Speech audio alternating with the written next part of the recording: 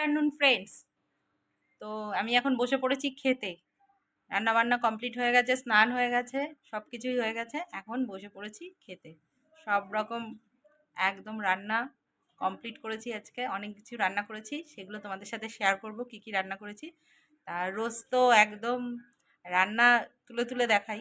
আজকে আমি খেতে বসেছি, কী কী নিয়ে বসেছি সেটা তোমাদের সাথে শেয়ার করব। তো আজকে বেশি বেলাও হয়নি, কিন্তু আজকে আমার কাজ খুব তাড়াতাড়ি হয়ে গেছে। তো চলো, কি কি আমি আজকে খাচ্ছি সেটা তোমাদের সাথে শেয়ার করি। তো দেখো, আমি বানিয়েছি হচ্ছে কুমড়ো শাক। কারা কারা খেতে ভালোবাসো কুমড়ো শাক? আমার তো যে কোনো শাকই ভীষণ পছন্দের। তো আলু দিয়ে সব কিছু দিয়ে কুমড়ো শাক বানিয়েছি, ছোট ছোট ডাঁটা কেটে, তো দেখতে পাচ্ছ।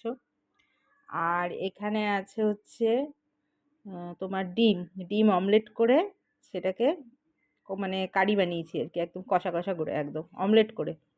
আমার তো ভীষণ ভালো লাগে, সবসময় তো ডিমের গোটা ডিম রান্নাই করি, তাই এটাও খেতে খুব ভালো লাগে বেশ। আর এটা হচ্ছে তোমার হচ্ছে লোটে মাছের ঝুড়ি।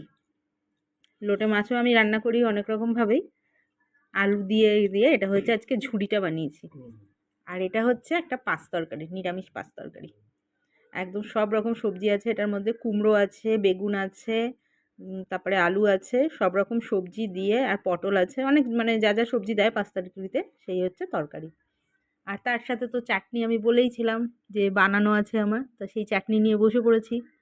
তা এই হচ্ছে আমার আজকের মেনু। তা তোমরা কারা কারা কী কী খাচ্ছ অবশ্যই কিন্তু জানিও।